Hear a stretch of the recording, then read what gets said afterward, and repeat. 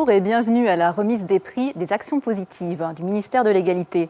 Je m'appelle Bérangère Beffort et je vais vous accompagner tout au long de cette cérémonie qui vient récompenser les entreprises qui reçoivent le label Action positive pour leurs activités et leurs actions, leurs projets pour l'égalité femmes-hommes en entreprise.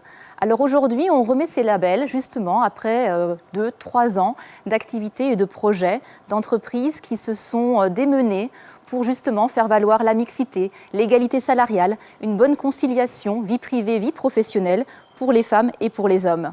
Aujourd'hui, on va découvrir des entreprises de secteurs complètement différents, de la construction, des salons de coiffure, des services à la personne, des cabinets d'audit, un cabinet d'avocats. Mais en fait, toutes ont en commun cette même volonté de faire grandir leurs équipes, cette même compétence aussi à aller chercher d'autres solutions pour faire valoir cette mixité et cette égalité au quotidien. Et finalement, il y a aussi cette compréhension que, pour réussir, c'est un épanouissement des salariés et des collaborateurs et collaboratrices. Alors pour commencer, je cède la parole à Madame la Ministre, Taina Bofording, pour son message pour l'égalité.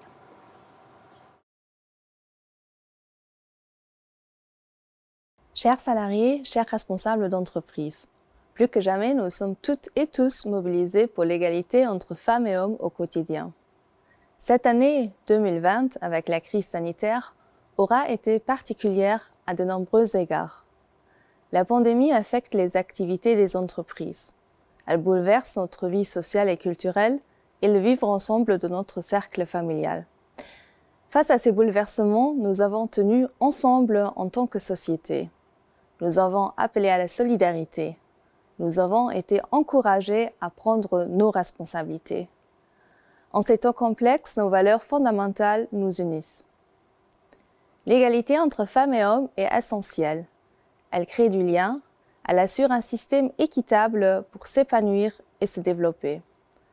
Elle valorise les compétences de l'individu et nous pousse collectivement à dépasser les stéréotypes. Aujourd'hui, et plus que jamais, l'objectif est clair. Nous voulons que l'égalité soit vécue à tous les niveaux. Et l'entreprise est un lieu de vie majeur pour assurer le bien-être. Le programme Action positive soutient et certifie les bonnes pratiques pour une égalité de traitement dans la prise de décision et dans la conciliation vie professionnelle et vie privée. Je tiens à remercier les femmes et les hommes chefs d'entreprise, les responsables des ressources humaines, les délégués à l'égalité et les salariés qui, à travers le programme, s'engagent chaque jour pour l'égalité au travail. Donc, bravo aux entreprises lauréates.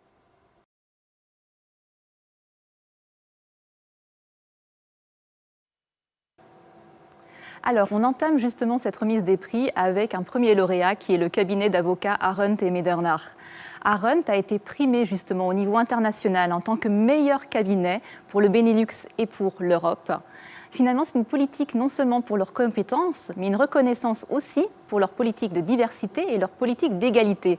Ce qu'ils font exactement, on va le voir maintenant en vidéo.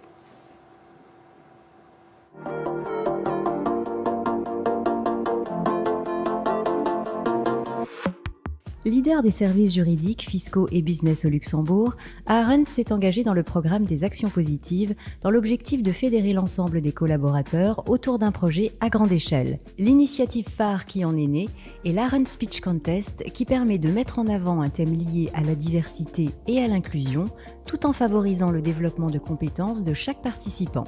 Retour sur leur expérience du programme Action positive. On avait décidé il y a quelques années déjà de travailler sur tout ce qui était diversité au sein de l'étude. Nous voulions finalement la reconnaître davantage et la développer et l'encourager. Par contre, nous commencions. L'une des toutes premières choses qu'on a faites, c'est contacter les responsables diversité au sein des différentes organisations que nous connaissions, plus spécifiquement d'ailleurs très souvent que nous conseillons. Et là, les responsables diversité se sont montrés bienveillants et ils nous ont donné énormément de conseils. Et l'un des tout premiers conseils, c'était justement de participer à ce programme qui nous avait été très très chaudement recommandé. Nous avons commencé par en parler entre associés pour être sûr que nous avions effectivement cette adhésion globale déjà au niveau du management de l'étude. Et en fait, l'accueil a été très enthousiaste. Ensuite, la deuxième étape, ça a été d'en parler à l'ensemble du staff. du groupe Arendt, donc pas uniquement le cabinet d'avocats, mais les différentes entités qui font partie de notre groupe.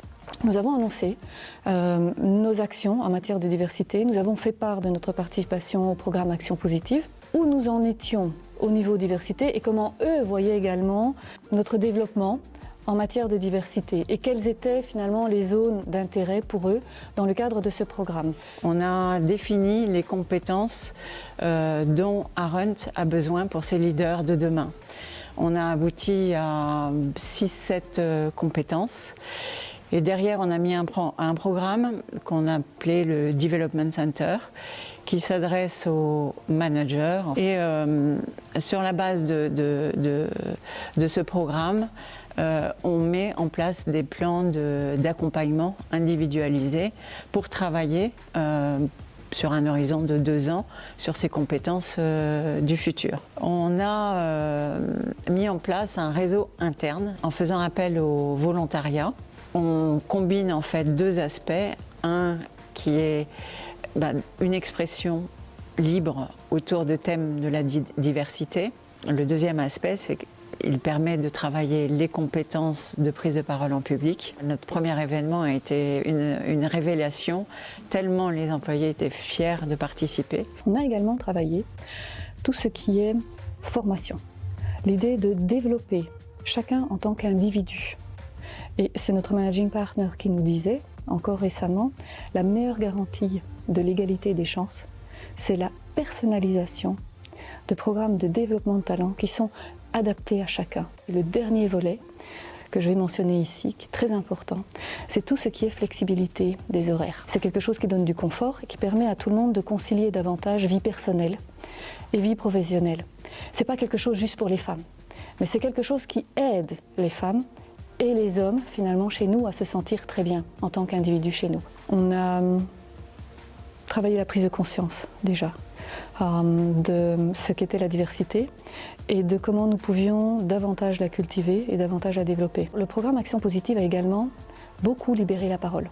Et ça, c'était magnifique à voir aussi. Chacun s'est senti encouragé à s'exprimer en tant qu'individu et exprimer finalement ses idées et venir avec des suggestions aussi sur ce que nous pouvions faire. Nos projets, nos ambitions pour les prochains mois, c'est effectivement maintenant d'étendre notre comité diversité ou son champ d'action en fait à tout ce qui est développement durable. On pense qu'on peut faire plus encore maintenant.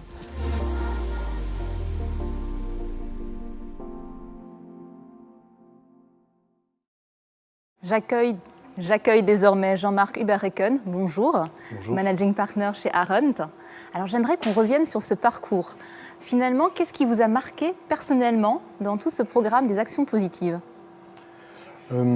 Bonjour d'abord. Ce qui m'a marqué beaucoup, je pense que c'est le feedback que nous avons eu, à savoir que tout le parcours a d'abord permis de libérer les paroles.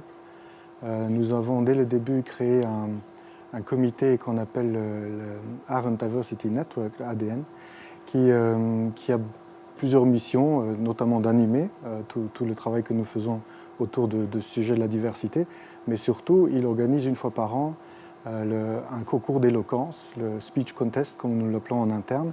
Alors j'interviens juste très rapidement. Vous avez vous-même participé à ce concours d'éloquence ? Je n'ai pas participé moi-même. Nous avons une 50aine de personnes qui participent tous les ans, pas seulement des avocats, quelque chose qui nous tient à cœur. Et les sujets sont volontairement provocateurs. Et évidemment, sur le sujet de la diversité, hommes-femmes, mais pas uniquement.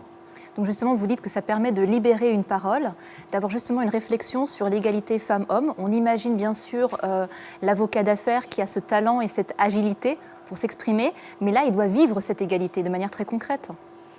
Tout à fait. Et le métier du droit est un métier où, de toute façon, par l'essence des choses, je dirais notamment l'université, une majorité des personnes qui sortent d'université de droit sont des femmes. Donc l'intégration homme-femme n'est pas compliquée à l'origine dans un cabinet d'avocats. Ce qui est beaucoup plus compliqué, c'est la durée, où nous devons faire beaucoup d'efforts pour qu'à la fin du compte, nous ayons moitié femmes au niveau des associés et pas uniquement une grande majorité d'hommes comme c'est le cas encore aujourd'hui. Est-ce que vous avez vu une différence justement au niveau de la rétention des talents ? On a été très bon dans la rétention des talents. Je pense que les premières analyses qui ont été faites déjà il y a 4 ans par le ministère de l'Égalité des chances montraient qu'on était bon à ce niveau-là. On s'est amélioré. On s'est amélioré cette année, en 2020. 76% des nominations au grade chez nous de senior et de counsel étaient des femmes. Et là où on s'est surtout amélioré, c'est au niveau des associés, des nominations d'associés, puisqu'on a quasi égalité en termes de nomination depuis 4 ans. Donc 5 hommes, 4 femmes, alors qu'avant il y avait une prépondérance très forte pour les hommes. Et ça, vous le comprenez à la fois de par une prise de conscience au niveau du top management, mais aussi peut-être du coup les collaborateurs et collaboratrices qui osent beaucoup plus. C'est un tout. La prise de conscience au niveau des associés en général est évidemment un prérequis nécessaire, mais c'est à tous les niveaux et à toutes les étapes, si je puis dire, où c'est nécessaire. On a aussi intégré la réflexion et les formations quelque part sur les biais, notamment dans toutes les formations de gestion, de management que nous donnons à nos talents actuels et nos talents futurs. Donc justement, sur cette culture d'entreprise, je disais tout à l'heure, vous avez été primé par le magazine de référence The Lawyer. Vous mettez déjà en avant aussi cette compétence sur la diversité et sur votre politique RSE. C'est quoi l'avenir finalement? Qu'est-ce que vous vous êtes encore donné comme projet? C'est un des éléments effectivement que le Lawyer a retenu pour nous donner ce prix. Nous sommes très fiers parce que c'est la première fois qu'un cabinet luxembourgeois est nommé cabinet européen de l'année. Nous voulons aller plus loin aussi dans le domaine de ce que nous appelons la diversité des cultures. On a 44 nationalités aujourd'hui au sein d'Arendt. Quand nous avons commencé le travail avec le ministère de l'Égalité des chances, on en avait une trentaine, donc quand même une progression très forte. Nous avons aujourd'hui un quart des personnes que nous recrutons qui ne sont pas ni luxembourgeois ni un des 3 pays limitrophes, donc qui viennent du reste de l'Europe, voire du reste du monde.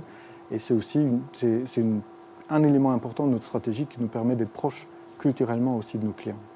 Mais en tout cas, bravo pour ce parcours. Donc je vous invite à prendre votre trophée. Merci beaucoup. Et puis Madame la ministre Taina Bofording va vous rejoindre pour la photo souvenir.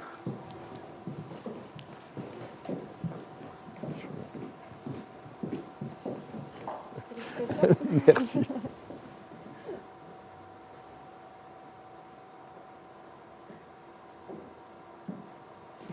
Merci.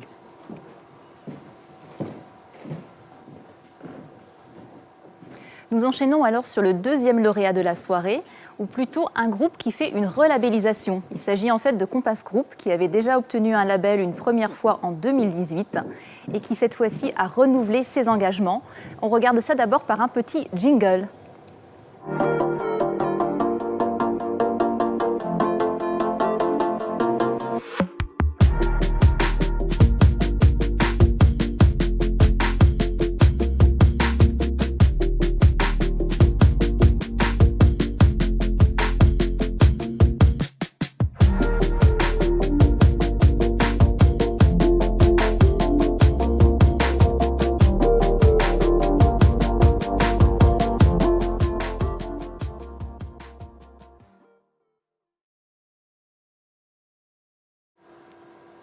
Karine Demangeon, bonjour. Bonjour. Vous êtes Managing Director de Compass. Oui. Et quand on a commencé les actions positives donc avec vous, il y a déjà plusieurs années en arrière, donc 4-5 ans en arrière, à l'époque, vous aviez fait 17 actions. Oui. Et qu'est-ce qu'il en reste finalement de ce projet assez ambitieux que vous vous êtes donné à l'époque ? Alors à l'époque, on avait créé effectivement un book avec 17 actions qui étaient très importantes dans nos valeurs pour mettre en avant toutes les actions positives. Et l'idée, c'était surtout de toucher nos collaboratrices et nos collaborateurs pour leur démontrer les actions qu'on allait mettre en place suite à la première enquête.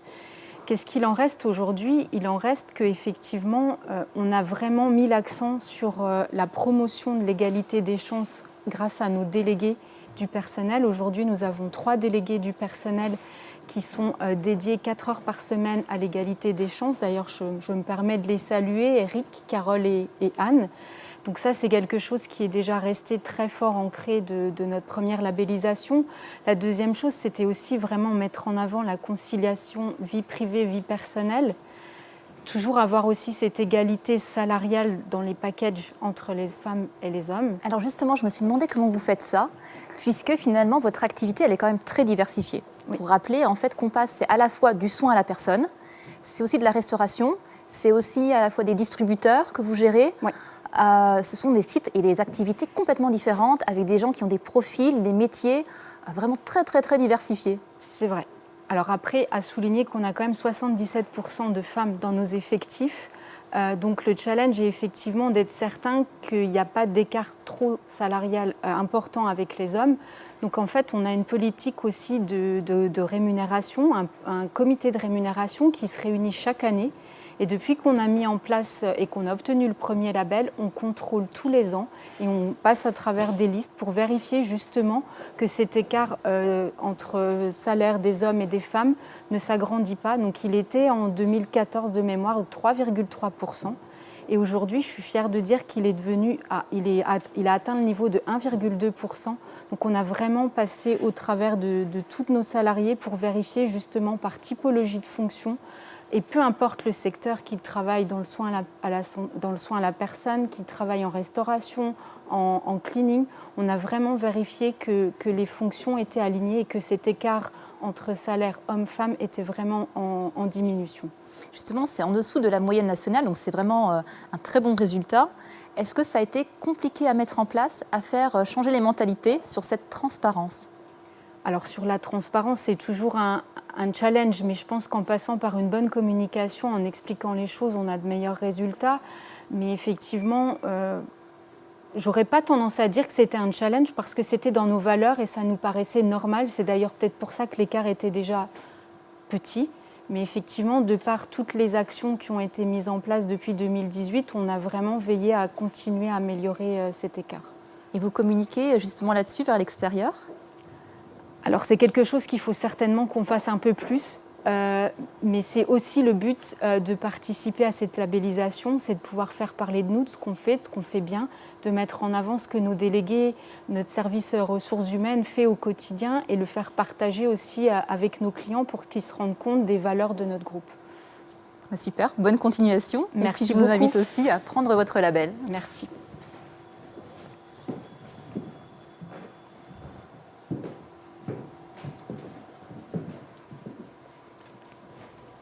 Et Madame Ministre vous rejoint pour la photo. Merci.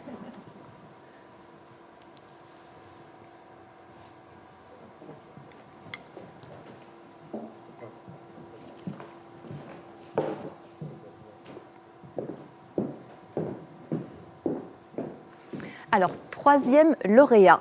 Cette fois-ci, c'est Aura Group, spécialisé justement sur les crèches, l'accompagnement des enfants, des foyers de jour, un centre de psychomotricité. Ce qu'on peut dire, c'est que chez Aura Group, finalement, l'égalité se joue à tous les niveaux, c'est-à-dire à la fois en fait avec une prise de conscience chez les collaborateurs et collaboratrices, mais aussi dans l'éveil des enfants. C'est ce qu'on va voir dans le récit et les témoignages en vidéo.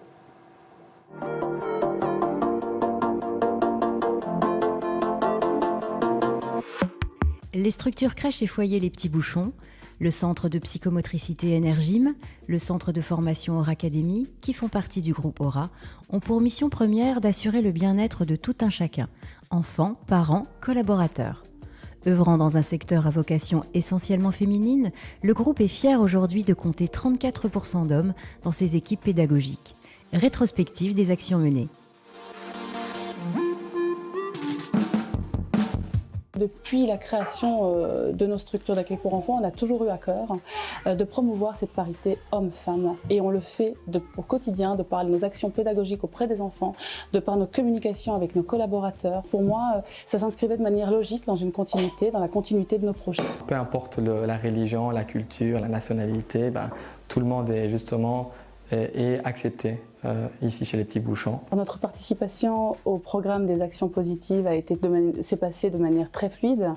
Ça a été assez facile pour nous dans le sens où ça s'inscrivait dans une continuité par rapport aux pratiques qui étaient déjà mises en place au sein de nos structures. Alors les actions concrètes qui ont été mises en place, elles étaient essentiellement d'un point de vue pédagogique avec les enfants. C'est pour cela que dans nos structures Les Petits Bouchons, Énergime et même au sein de notre centre de formation Aura Academy, nous prônons et nous défendons cette valeur que le jouet n'a pas de genre. Mais il y a aussi dans la promotion des collaborateurs, notamment des collaborateurs hommes, et sur toutes les fonctions et les rôles qu'ils ont dans leur vie. Je m'explique parce que avant tout on a un métier, mais avant un métier, on a un rôle au sein d'une famille et on a axé ça dans la promotion des congés parentaux pour les papas au sein de l'entreprise avec plusieurs choix en fonction de leurs besoins et de leurs désirs. Offrir cette référence masculine et paternelle au sein d'une crèche et d'un foyer de jour offre aussi une dimension tout à fait nécessaire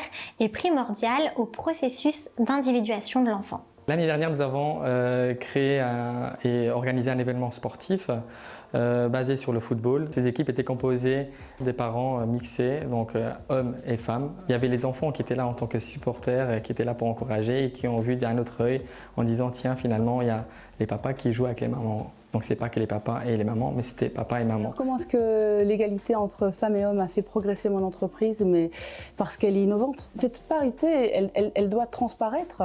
Pourquoi est-ce qu'on doit encore, à l'heure actuelle, devoir avoir des agréments ou participer à des actions positives pour intégrer une parité entre les femmes et les hommes au sein d'une entreprise? C'est une belle question et je trouve que ça vaut la peine quand même à beaucoup d'entreprises de se la poser parce qu'on a un devoir aussi pour les enfants quand on en accompagne au quotidien. Ce devoir, c'est aussi ce qu'on va leur transmettre, cette transmission aussi, et c'est cette égalité. Alors, quels sont nos prochains projets en termes de parité entre femmes et hommes? Et pourquoi pas tenter l'aventure en ayant une structure qui accueille beaucoup plus de collaborateurs hommes que de collaboratrices femmes. Donc on pourrait peut-être essayer d'inverser la tendance en se disant voilà, cette année on a 34% de collaborateurs hommes, et ben pourquoi pas essayer avec 50% l'année prochaine, puis l'année d'après on inverserait avec du 66% de collaborateurs hommes, et ça ce serait juste génial, quoi.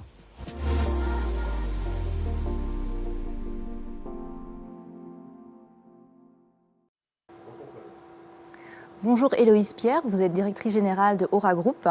Alors on l'a vu chez vous, franchement, vous cochez toutes les cases. Vous avez vraiment fait non seulement de l'égalité une bonne pratique, mais c'est devenu vraiment un leitmotiv dans toutes vos actions. Vous pouvez peut-être nous dire un peu plus comment vous faites au quotidien, même pour éveiller les enfants dès le plus jeune âge à cette égalité? Écoutez Bérangère, merci, c'est gentil de le souligner. Effectivement, on le fait de manière très implicite. C'est quelque chose en fait qui s'inscrit dans la continuité de nos pratiques pédagogiques. Et donc, ça se fait avec une grande simplicité auprès des enfants. Donc, c'est très très intéressant d'observer qu'il n'y a pas d'influence dans le jeu des enfants. Donc, on va voir aussi bien des petits garçons qui vont jouer à la poupée, comme des petites filles. Pour retirer un peu le cliché, mais qui vont jouer aux petites voitures. Et nous sommes là, en observateurs, et on n'interfère pas du tout dans leur choix de jeu, on ne les influence absolument pas. Et par contre, avec les enfants qui sont plus grands, les enfants du foyer de jour, là, on débriefe avec eux, sous forme de goûter philo notamment, pour voir un petit peu c'est quoi cette égalité entre femmes et entre les hommes. Ouais. Alors c'est aussi intéressant. Justement, au niveau de vos collaborateurs, du coup, vous avez beaucoup insisté sur des formations pour qu'ils prennent conscience des biais qu'on peut avoir? Oui, donc en fait, déjà il faut savoir que dans le groupe Aura, on a notre centre de formation en interne. Et effectivement, dans ces formations, cette égalité entre hommes et femmes en fait partie notamment par le biais de quinzaines pédagogiques. Donc on met en place des quinzaines pédagogiques qui sont un peu des rappels de la pédagogie que l'on implémente au quotidien avec les enfants. Et dans ces quinzaines, il y en a une spéciale sur filles-garçons ensemble sur le chemin de l'égalité. Ce qui permet justement de débriefer auprès des enfants et d'inspirer les collaborateurs pour justement ne pas tomber parfois dans des travers que l'on pourrait avoir de manière naturelle puisqu'on est influencé quotidiennement par les médias et par toute autre forme d'influence. Oui, tout à fait. Et comment vous travaillez justement sur cette mixité au niveau de vos équipes? Parce que vous voulez transmettre cette mixité et dire que voilà, c'est tout à fait normal que les femmes et les hommes puissent finalement avoir tous les métiers possibles. Donc vous devez avoir aussi cela finalement dans vos équipes mêmes. Mais écoutez, oui, et donc c'est bien que vous me posiez la question parce que je voulais y venir. On a la chance chez Aura Group, et ce, toute entité confondue, de comptabiliser 37% d'hommes. Il faut savoir que c'est quand même un record au sein du monde de la petite enfance parce que dans notre secteur d'activité, c'est un secteur essentiellement à vocation féminine. Et nous, on promeut vraiment les hommes au sein de notre entreprise et ce, à tous les échelons de notre entreprise, justement notre société, que ce soit au niveau du corporate et notamment que ce soit auprès des enfants dans les équipes opérationnelles. Donc c'est très très chouette. On a besoin des hommes, les enfants ont besoin des hommes aussi pour évoluer.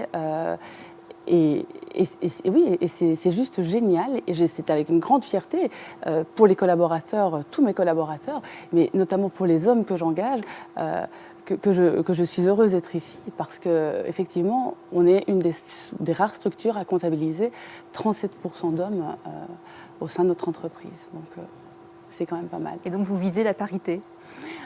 Tout à fait, et je me suis même lancé un défi. J'ai dit pourquoi pas inverser la tendance et puis partir sur l'inverse, donc avoir 63% d'hommes contre 37% de femmes. Ce serait pas mal ça aussi. Ben, on espère vous retrouver peut-être d'ici 2-3 ans ici pour une relabellisation avec des chiffres du coup qui seront à ce niveau-là. En tout cas, la parité, allez, je vais relever le défi. Ouais, on va relever le challenge là. Ouais, voilà. Très bien, bonne continuation. Merci beaucoup Bérangère. Et puis voici votre label. Alors, merci beaucoup.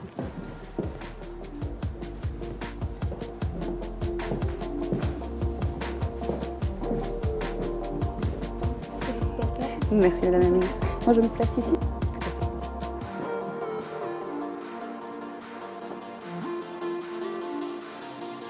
Merci beaucoup.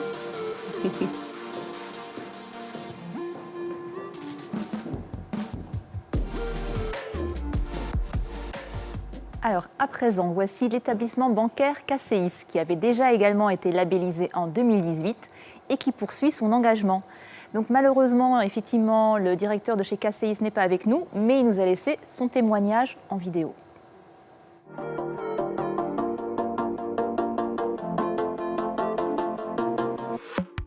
Nos actions positives sont à nouveau soutenues par le ministre de l'Égalité entre les femmes et les hommes.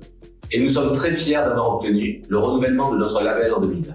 Notre stratégie RH, qui s'inscrit dans l'ambition de la banque, est de créer les conditions pour que chaque collaborateur construise sa carrière selon ses aspirations. Concrètement, ces dernières années, nous avons accompagné les jeunes talents dans la compréhension de nos métiers, tant à Luxembourg que dans le monde. Nous avons développé les compétences des collaborateurs expérimentés au travers de formations de projets spécifiques. Et enfin, nous avons permis à chaque collaborateur de bénéficier de mobilité interne en choisissant d'ouvrir à tous nos collaborateurs toutes les opportunités, qu'elles soient managériales ou transverses. Je suis fondamentalement persuadé que l'égalité femmes-hommes, inscrite au sein de notre politique RSE, fait grandir et évoluer KCIS. Petit reminder, en 2010, MSI lançait le premier indice boursier MSI Japan Empowering Women Index, qui encourage la participation et l'avancement des femmes dans les organisations sur le marché japonais. Cet indice boursier, qui réplique la performance financière des meilleures entreprises japonaises, en prenant en compte plusieurs critères traduisant la diversité de genre, tels que le pourcentage de femmes parmi les nouveaux employés, le pourcentage de femmes dans l'effectif total, la différence d'ancienneté moyenne entre les hommes et les femmes, et le pourcentage de femmes dans le conseil d'administration. Une étude a été menée entre 2010 et 2018, visant à examiner la performance financière de cet index. Plus précisément, les chercheurs ont vérifié si cet indice boursier, qui promet la diversité de genre, présente une performance financière différente de celle de son benchmark conventionnel. Leurs résultats montrent que quel que soit le modèle ou la période examinée, l'indice boursier dédié à la diversité de genre affiche des rentabilités légèrement supérieures à celles de l'indice conventionnel.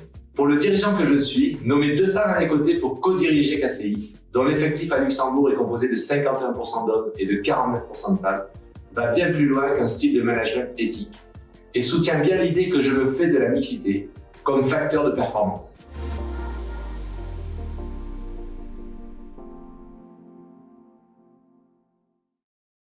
Pauline Dubourquois, bonjour. Bonjour. Vous êtes responsable du management des talents chez KCIS. Alors on sait que la gestion des talents, c'est forcément essayer de repérer, fidéliser, valoriser les talents. Du coup, pour vous, personnellement, comment s'est passé ce programme des actions positives ?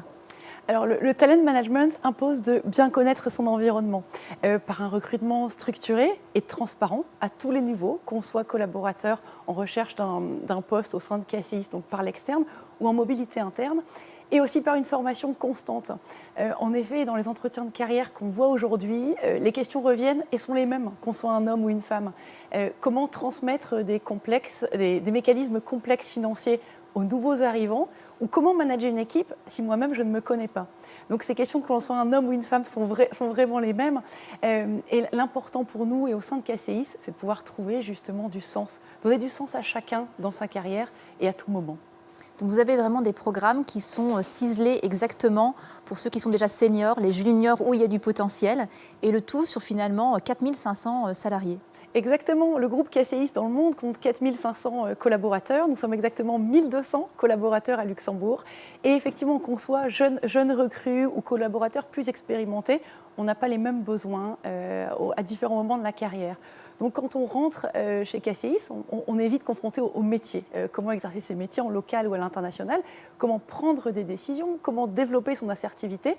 Ce n'est pas la même chose que quand on est un collaborateur expérimenté, rodé justement à tous ces mécanismes financiers. Et finalement, la question se pose aussi de la transmission. Comment acquérir ces compétences, mais comment aussi après les transmettre. Qu'est-ce que vous êtes donné comme défi pour 2021, puisqu'ici il s'agit d'une relabellisation? C'est une excellente question. Le principe d'un label pose toujours la question de l'amélioration continue. Le défi, on l'entend beaucoup, c'est la diversité, la mixité dans les équipes. Je pense que voilà, aujourd'hui on est 51% d'hommes et 49% de femmes chez KCIS. Visons le 50-50 et à niveau et à compétences égales en tout cas. Très bien, visons le 50-50 alors, c'est noté. Merci de la confiance. Je vous en prie, voici votre label.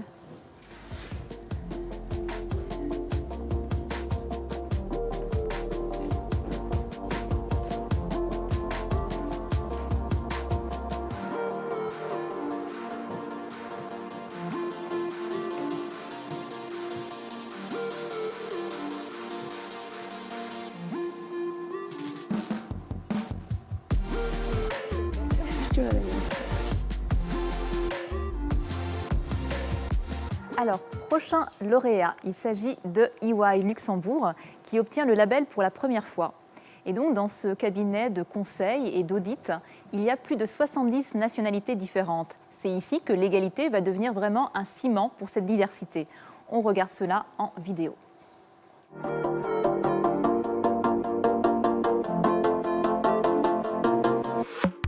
Avec 1600 collaborateurs issus de 72 pays et parlant 67 langues, EY offre un environnement de travail diversifié et inclusif, construit autour du principe de valorisation de toutes les différences pour un monde du travail plus juste et plus équilibré. En favorisant l'intégration, la flexibilité, la mobilité, les formations et l'évolution de tous dans un strict principe d'égalité, EY a augmenté significativement le nombre de femmes dans l'ensemble de ses métiers, et ce, à tout niveau hiérarchique. Retour sur leur expérience du programme Action Positive. EY Luxembourg a participé à ce programme Action Positive parce que cela semblait une évidence. Et je vais vous donner les 3 raisons. La première, c'est que le programme Action Positive s'inscrit parfaitement dans la promotion des valeurs d'EY, notamment la promotion de la diversité. Ce programme s'inscrivait parfaitement dans le plan stratégique d'EY Luxembourg. Et troisièmement, participer à ce programme était très important pour EY Luxembourg pour contribuer à l'amélioration de l'image de l'égalité de traitement des hommes et des femmes à Luxembourg. Nous avons véritablement à cœur d'accueillir chacun de nos professionnels de façon égalitaire et de proposer à chacun de ces professionnels-là justement des opportunités auxquelles ils ont droit. Dans le cadre du plan d'action positive, nous avons mis un certain nombre d'actions en place. Je vous en citerai 3. La première concerne la conciliation de la vie professionnelle et de la vie privée de nos collaborateurs. Pour favoriser cette conciliation, nous avons instauré le télétravail un jour semaine, ce qui a été fortement apprécié par nos collaborateurs. La deuxième action concerne le fait d'offrir un salaire égal à travail égal. Pour ceci, nous avons défini des critères objectifs d'évaluation de performance de nos collaborateurs, ce qui permettait d'éviter les biais inconscients lors de leur évaluation. Et la troisième action que nous avons prise concerne la promotion de nos femmes au sein de notre partnership, mais aussi au sein des instances dirigeantes. de cette société. Il est pour nous primordial d'effectivement former l'intégralité de nos employés et surtout le leadership à ce qu'on appelle les biais inconscients. Donc on essaie de mettre en place ce qu'on appelle le reverse mentoring. Donc le reverse mentoring casse un peu les codes traditionnels et permet de mettre en action par exemple une jeune employée dans notre organisation avec un associé expérimenté au travers de conversations one-to-one au cours desquelles la mentor, donc la jeune employée, va exprimer effectivement ses difficultés en termes d'évolution dans la société à un associé expérimenté masculin qui pourra, du fait de cette conversation-là, s'imprégner davantage des réalités confrontées, en fait, des réalités auxquelles les jeunes femmes chez nous sont confrontées, afin de définir des actions précises et concrètes. L'égalité femmes-hommes fait véritablement progresser notre entreprise dans le sens où les perspectives d'un homme et d'une femme sont différentes. Et pour pouvoir progresser dans un environnement extrêmement complexe et extrêmement volatile, une organisation comme la nôtre a besoin de s'inspirer, de s'imprégner justement des perspectives différentes qui permettront de pouvoir répondre aux challenges auxquels on doit faire face de façon coordonnée, organisée et complète. Donc je pense que chez nous, en fait, chez EY, le mentorship est extrêmement important. On a d'excellents mentors masculins qui effectivement prennent plusieurs femmes par la main. Donc l'idée, c'est de pouvoir renforcer ce mentoring-là et faire en sorte qu'il y ait des échanges dans les deux sens. Aussi bien dans un mentoring classique comme dans mon cas ou dans le cas d'autres collègues que dans un mentoring inversé comme je le mentionnais auparavant, de façon à les éveiller justement à des problématiques que eux ne perçoivent pas parce qu'ils ne les vivent pas, c'est normal, mais effectivement tant qu'on a cette ouverture d'esprit là ici et la volonté très très forte de notre nouveau country managing partner et de la people leader de faire avancer le sujet, je suis profondément optimiste par rapport au fait que nous y arriverons et nous avons effectivement pris la très bonne voie dans ce sens.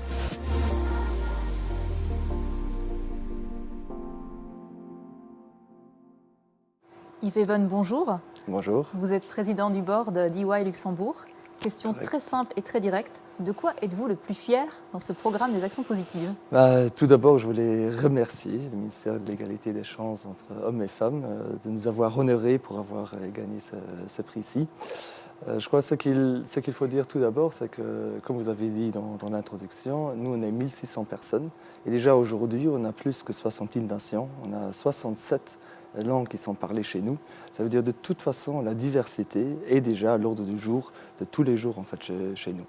Le challenge, de l'autre côté, c'est que c'est à nous de la cultiver, de la supporter pour en bénéficier au maximum en fait, des avantages qui peuvent en sortir. Ce qu'on est le plus fier, et c'est, je crois, un des facteurs clés, effectivement, ce qu'on a mis en place, c'est notre système d'évaluation. Parce que notre système d'évaluation, il permet justement de promouvoir et de supporter et d'assurer pour tous nos collaborateurs de se développer de la même façon. Ça veut dire sur ce système d'évaluation, le fondement principal, c'est les critères qu'on a mis en place. C'est des critères qui sont transparents, c'est des critères qui sont cohérents, c'est des critères qui sont objectifs, c'est des critères qui sont communiqué et transparent dans le sens que tout le monde sait exactement à quoi il peut s'attendre.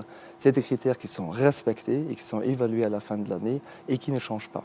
Ça veut dire que tout ce système permet à nos collaborateurs d'avoir une vision très très claire sur quoi ils peuvent se baser pour pouvoir avancer en fait, dans la hiérarchie et pouvoir avancer et développer leurs compétences personnelles et professionnelles. Alors moi, je voyais ça de l'extérieur. Je me souviens de communiqués de presse il y a 3-4 ans et encore assez récemment, justement sur les nominations d'associés, qui est toujours un moment assez attendu et on regarde le profil des gens. Et la première chose que je vois souvent, c'est quand même qu'il y a une majorité d'hommes. Oui, ça c'est vrai, c'était vrai. Hommes-femmes, ça c'est un point, c'est sûr. L'autre côté, juste une petite statistique, dans tous nos associés, ça veut dire qu'ils sont les actionnaires de notre société, il y a aussi déjà 12 nations différentes. Oui, il y a des Luxembourgeois comme moi, et c'est la majorité. Il y a des Français, il y a des Belges, il y a des Allemands, mais on a aussi des Russes, on a des venant du Brésil, de différentes autres nations comme la Grèce, le Pakistan, l'Espagne, l'Italie et ainsi de suite. Ça déjà pour en dire, ça veut dire qu'on a différentes nationalités, 12 différentes nationalités déjà dans l'actionnariat en tant que tel. D'autant plus, effectivement, quand on a lancé le programme, je crois qu'on dépassait légèrement les 15% de femmes en fait, dans la direction, ça veut dire en temps associé. Aujourd'hui, on est arrivé autour de 22.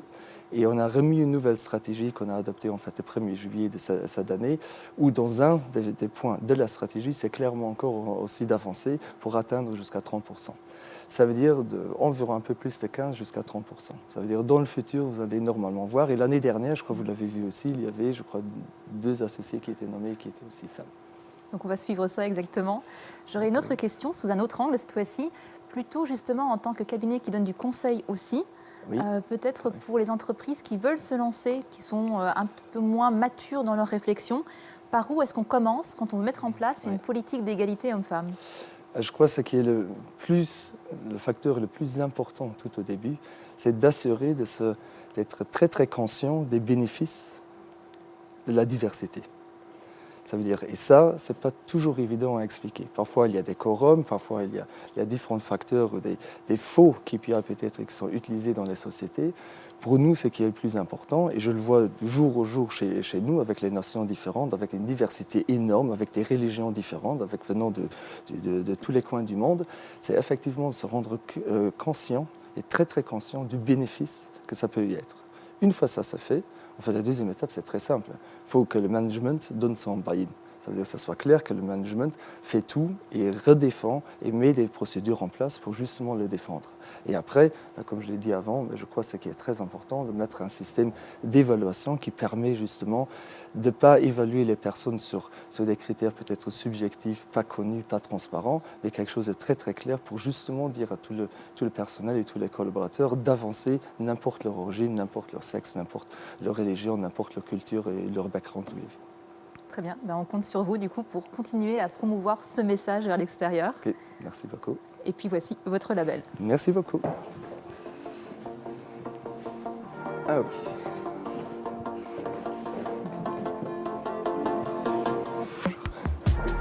Merci beaucoup.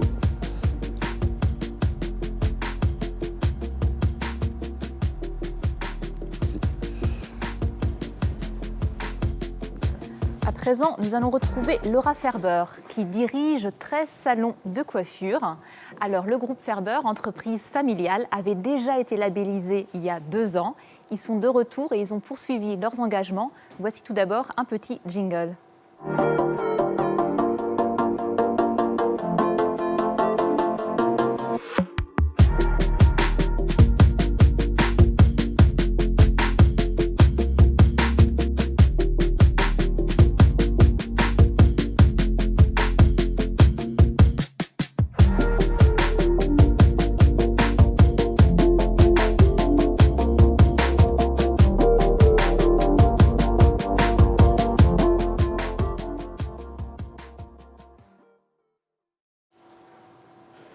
Alors Laura Ferber, bonjour.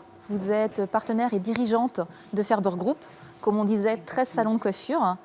Et vous aviez beaucoup travaillé à l'époque justement sur le développement de l'entreprise, cette croissance de l'entreprise qui vous amenait finalement à vous poser des questions sur la classification des métiers, mais aussi sur la conciliation vie privée, vie professionnelle. Donc vous en êtes où aujourd'hui ? Depuis le début du programme de l'égalité des chances, il y a 5 ans, nous avons mis en place beaucoup d'actions positives qui étaient très fructueuses, comme la récente évaluation en 2020 maintenant a bien montré. C'était important pour moi de mettre en place des actions qui font du sens et qui améliorent le bien-être global et la motivation de nos équipes.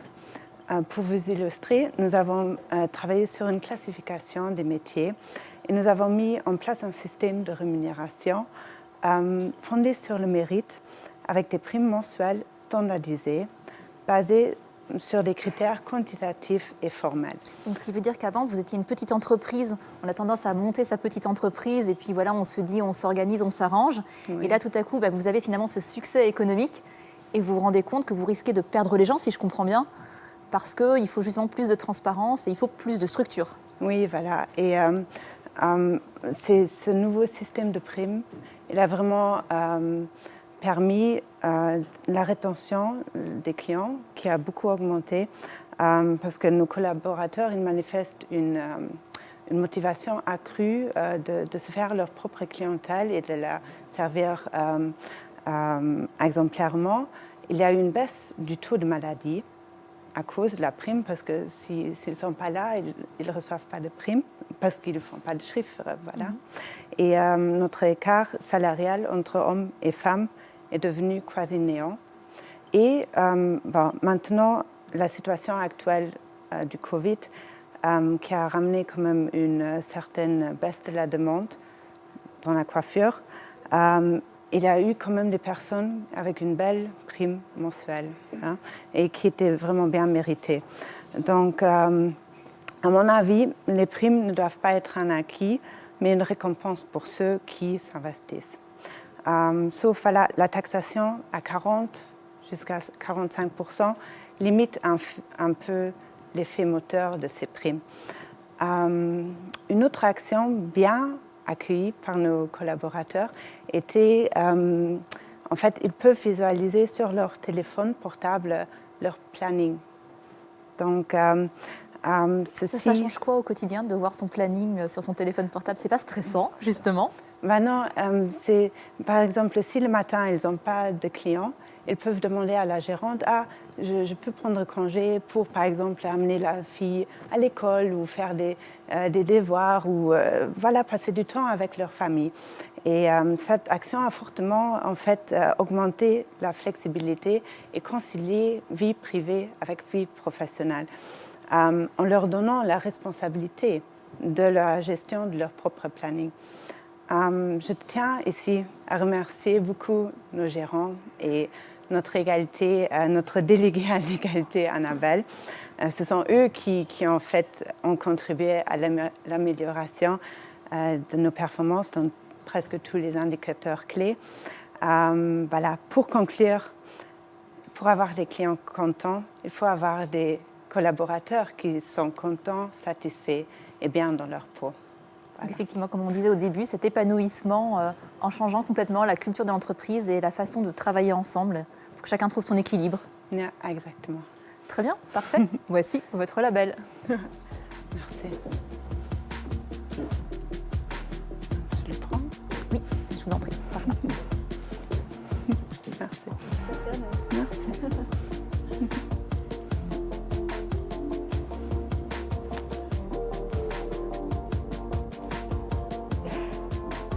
On passe à présent au domaine des télécommunications avec Orange Group.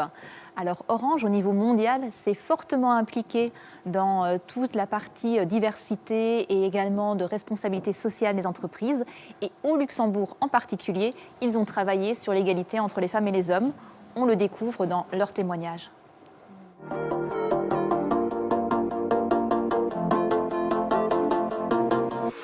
Orange Luxembourg est l'opérateur Bold Challenger du marché des télécommunications luxembourgeois. L'entreprise propose des services de téléphonie mobile, téléphonie fixe, accès Internet ultra haut débit grâce à la fibre et au câble et des services TV. Véritable opérateur de communication intégré, Orange fournit également un vaste portefeuille de services de connectivité et de mobilité pour les professionnels.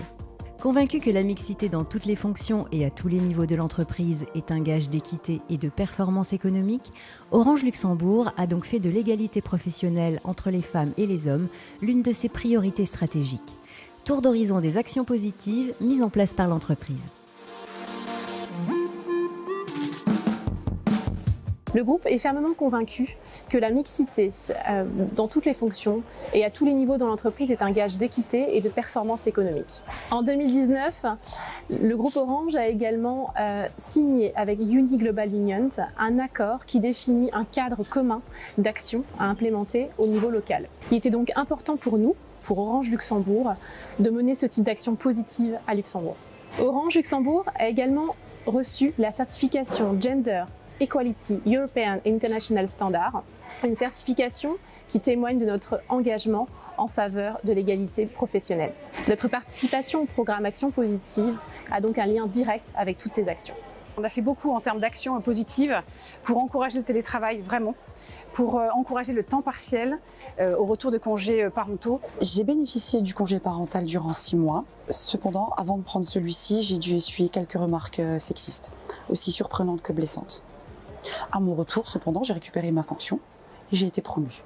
On a des horaires très flexibles, notamment dans les sièges, où les collaborateurs peuvent arriver le matin jusqu'à 10h, partir à partir de 16h jusqu'à 20h. Et ça a permis aux femmes, notamment au retour de congé maternité, de pouvoir reprendre le travail dans de bonnes conditions. J'ai pu profiter plusieurs d'actions d'Orange, notamment la première, c'est de pouvoir avoir mon mercredi et de pouvoir mener ma vie de femme active ainsi que ma vie de maman en même temps. Et on a aussi beaucoup d'hommes qui sont en congés parentaux et qui sont en temps partiel. On a vraiment 50% hommes-femmes sur le temps partiel et les congés parentaux. Et ça, c'est une vraie valeur ajoutée. Sur vraiment l'apport de la mixité dans une équipe, je peux vraiment vous citer l'exemple d'une collaboratrice ingénieure en télécom qu'on a recrutée récemment au sein de l'équipe technique et qui est vraiment axée sur l'amélioration continue en permanence. Et vraiment, elle apporte une différence et une vraie valeur ajoutée à l'équipe de garçons. Nous avons la chance d'avoir une femme directrice générale et l'équipe est composée vraiment de 50% de femmes et 50% d'hommes. Et donc ce qui apporte une vraie dynamique dans l'équipe. Je pense que les femmes nous apportons une certaine dose d'empathie, d'écoute, de disponibilité, une vision globale, le sens de l'organisation, de la rigueur et de l'exigence. Et donc ça apporte vraiment une différence par rapport à une approche plus masculine. J'ai aussi une manager femme qui travaille en shop, la seule sur 4 hommes. On n'est pas encore tout à fait à l'équilibre et c'est la plus performante en termes de résultats. Les opportunités de carrière et les formations chez Orange me semblent ouvertes à tous et de manière très équitable. On a favorisé l'accès à la formation pour les femmes, surtout dans les métiers techniques qui sont plus difficiles. Et on a encore du boulot là-dessus. Donc on a encore du travail à faire sur plus de femmes managers et aussi plus de femmes, attirer plus de femmes dans les métiers vraiment techniques d'ingénieurs. Et ça, c'est vraiment un enjeu important pour Orange dans le groupe sur ces métiers-là.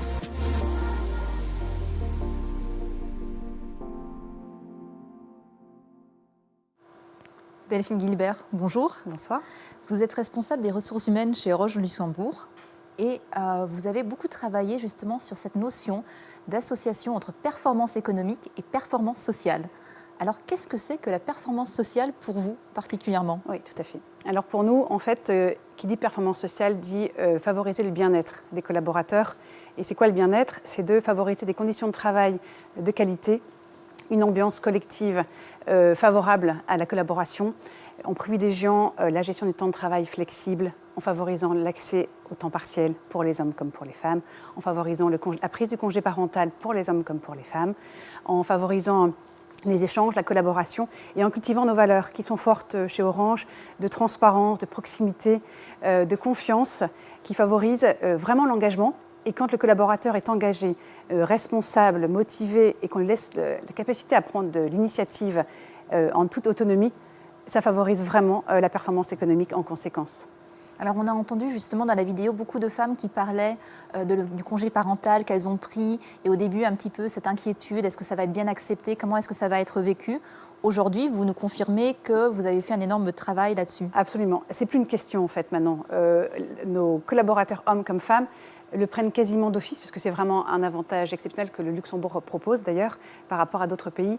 Donc voilà, c'est plus une question, c'est maintenant d'office et c'est accepté par les collègues tout à fait naturellement et avec beaucoup de bienveillance. La première chose, c'est de le prendre. La deuxième chose, c'est de préparer le retour. Absolument. Et donc dans ce cas, on s'arrange en fait justement avec les horaires flexibles que l'on peut permettre aux collaborateurs, que ce soit au siège ou dans les shops aussi, de favoriser au maximum pour maintenir l'équilibre vie privée, vie professionnelle, surtout avec l'arrivée des enfants. C'est plus important pour eux. Donc on s'y emploie vraiment, on s'y attache et on arrive assez bien à répondre à leurs besoins. Est-ce que pour vous, une entreprise moderne doit forcément tenir compte de cette charge mentale qu'il peut y avoir justement pour les femmes qui souvent encore finalement s'occupent un petit peu plus du foyer, de la famille, des tâches ménagères ? Oui, c'est encore le cas. J'espère que ça va changer encore dans les années à venir. Mais oui, c'est important pour nous pour pouvoir gérer en fait le stress au travail. On en parle beaucoup et il ne faut pas négliger ça. Donc c'est pour ça en cultivant l'écoute, la proximité, les encouragements, favoriser justement le temps partiel. Et le retour avec des horaires qui convient à ces mamans, ça permet de garder la performance au travail et justement cet engagement, cette motivation, parce qu'on prend en compte aussi leurs contraintes personnelles autant que possible. Donc vraiment travailler sur un environnement global là-dessus, sur la conciliation, mais aussi la possibilité quand même, si on veut, de prendre plus de responsabilités. Oui, absolument. C'est pas du tout antinomique en fait. Et puis on essaie quand même aussi d'être efficace dans le travail. Et donc comme on veut favoriser l'accès aussi des femmes dans les postes à responsabilité, notamment au comité de direction, on a nommé 3 personnes cette année au comité de direction. Notre CEO est une femme. Donc on est évidemment très attentive à cela et à laisser les portes ouvertes pour les postes à responsabilité en tenant compte des contraintes aussi des femmes qui peuvent être plus lourdes à la maison. Très bien, on disait donc première labellisation cette fois-ci. Et puis, bonne continuation à vous alors. Merci à vous, nous sommes très fiers de ce label. Merci, on va continuer à contribuer au maximum à cela. Bravo, voici votre trophée.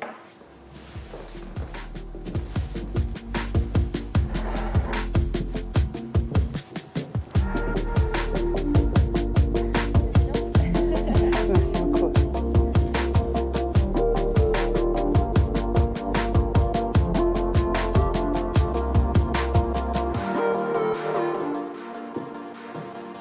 Alors, on arrive déjà au dernier lauréat en fait de notre remise des prix. Il s'agit cette fois-ci de Polygone. Polygone qui est spécialisé sur la construction, sur la gestion des déchets, le déblayage.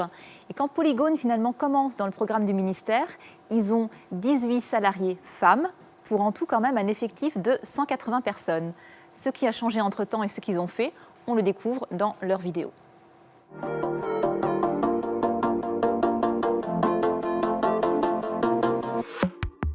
Active dans les secteurs de la location et la vente de bâtiments modulaires, de la déconstruction d'ouvrages, des clôtures et portails, des parcs et jardins, ainsi que de la gestion de déchets, Polygone, PME bien établie, emploie aujourd'hui 29 femmes. L'entreprise a souhaité mettre en place des actions afin d'augmenter la présence féminine et atténuer les stéréotypes. Explication. Nous avons participé au programme Action Positive car nous nous sommes réellement reconnus dans ce projet. Et il nous a permis de pouvoir montrer notre vision du groupe, c'est-à-dire celle de pouvoir concilier la performance économique, sociale et environnementale. Ce projet a également permis de pouvoir véhiculer nos 3 valeurs qui sont le respect, la passion et la fierté. Ce que nous avons fait, c'est que nous nous sommes réunis, puisqu'il y a un comité Action Positive, et nous avons mis un plan d'action en marche, et nous l'avons présenté au ministère. En l'établissant avec les membres du comité, nous nous sommes aperçus que Polygone avait déjà finalement pas mal de choses, d'actions qui étaient déjà mises en place, et évidemment d'autres à mettre en place. Je crois qu'au niveau des équipes de bureau, ces dernières années, on a vraiment atteint pratiquement une égalité. Il y a plusieurs départements dans notre entreprise où il est clair que si on devait simplement faire une addition, on y retrouve une présence féminine plus élevée. Maintenant, le vrai challenge, ce sera au niveau du chantier, au niveau de la logistique, au niveau du bâtiment modulaire. Il était naturel pour nous de mettre le focus sur l'augmentation des femmes au niveau du pouvoir décisionnel, donc de la ligne managériale.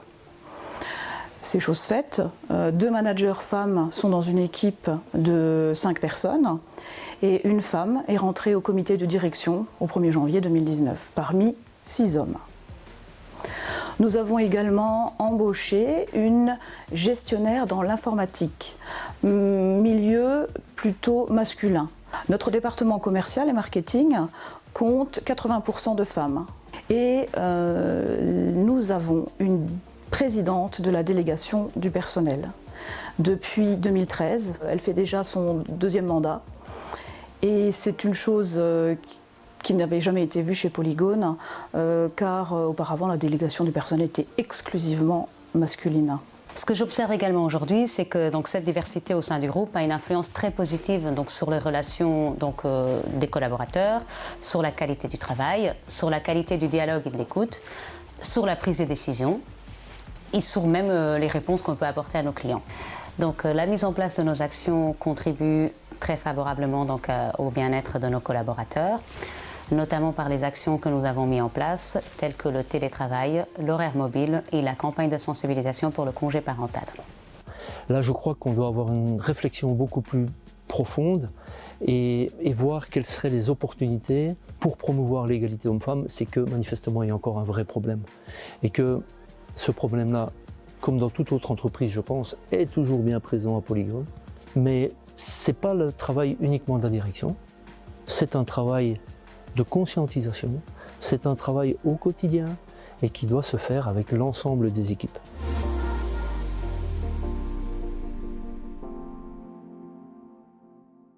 Pascal Jacquet, bonjour. Bonjour. Vous êtes directeur général de Polygone. Oui. Et votre message, c'est vraiment de dire que dans votre secteur, les métiers sont tous ouverts aux femmes et aux hommes.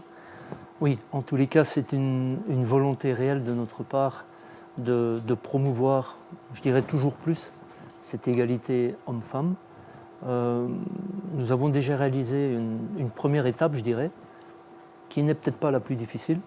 C'est l'étape de promouvoir cette égalité au sein de tout notre appareil administratif.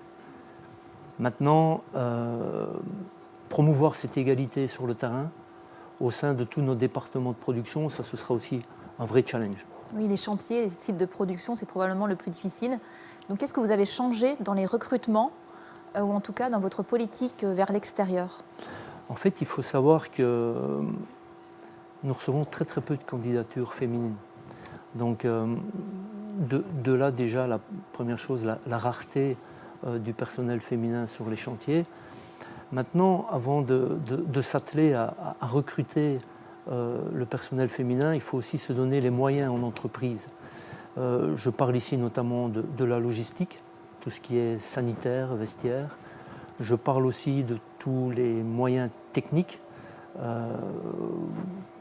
Disons que la démolition sur chantier, conduire un camion, tout ça, ça doit être aussi adapté peut-être à la force physique de chacun. Et donc là, on est dans ce niveau de réflexion à l'heure actuelle pour pouvoir ensuite permettre de faire le step supplémentaire. Donc justement, est-ce que des outils, ou en tout cas la digitalisation, peut vous aider en fait à transformer ces métiers et peut-être à amener d'autres personnes, d'autres profils que vous aviez habituellement?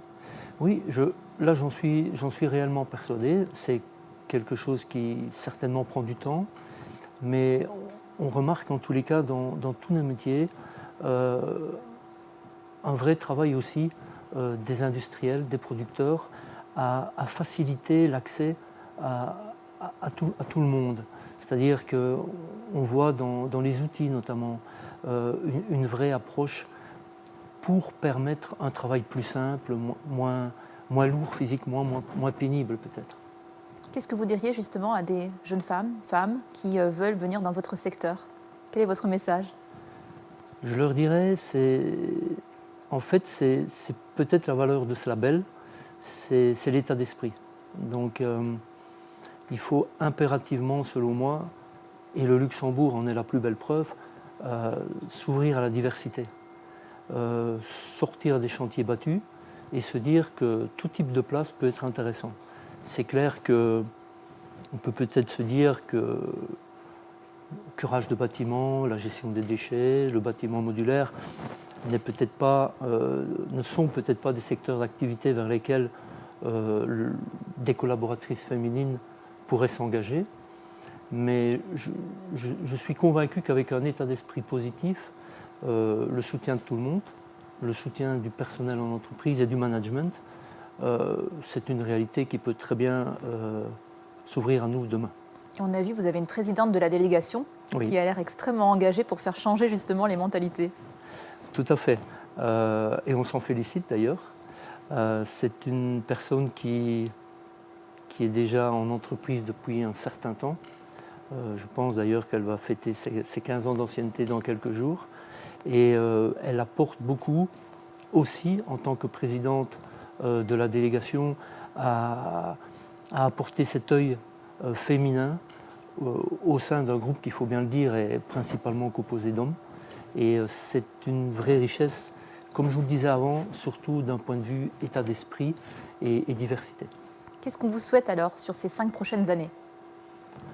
Sur ces 5 prochaines années, je dirais, en fait pour nous, j'ai eu l'occasion de le dire, le label, ce n'est pas une fin en soi, je dirais que c'est le début, parce qu'il y a encore énormément de travail à faire. Je crois qu'au niveau administratif, on a vraiment fait une belle avancée. Je crois qu'à ce niveau-là, on peut vraiment être fier. Et il y a encore vraiment beaucoup de travail maintenant à faire dans les prochaines années pour, je vais dire, trouver cette équité dans tous les secteurs de l'entreprise. Très bien. Bonne évolution alors. Et puis déjà, voici ce premier label. Je vous remercie beaucoup.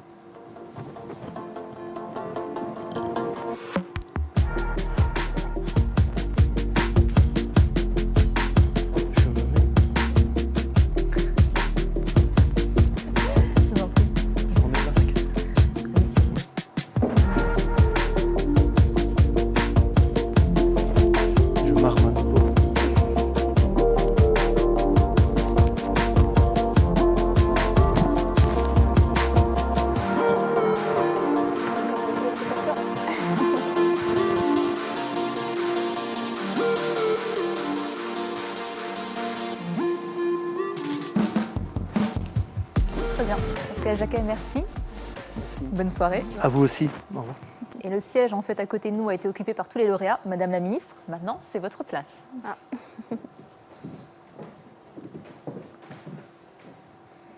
Alors un mot peut-être justement après avoir entendu tous ces témoignages. Finalement, j'exprime mes vives félicitations aux entreprises lauréates pour leurs efforts. Merci de continuer à affirmer vos engagements et à soutenir l'égalité pour un bien-être collectif. C'est ensemble que nous nous engageons pour l'égalité femmes-hommes et c'est ensemble que nous faisons vivre cette valeur fondamentale. Donc, los als alle Guten zusammen aus der Egalität eine Realität machen. Wir alle Guten können dazu beitragen. Ich nach einen ganz schönen Abend und bleibt gesund. Merci. Merci également à toutes les équipes qui nous ont accompagnés pour avoir réalisé ce tournage. Et on vous souhaite une très belle et très bonne soirée. Merci.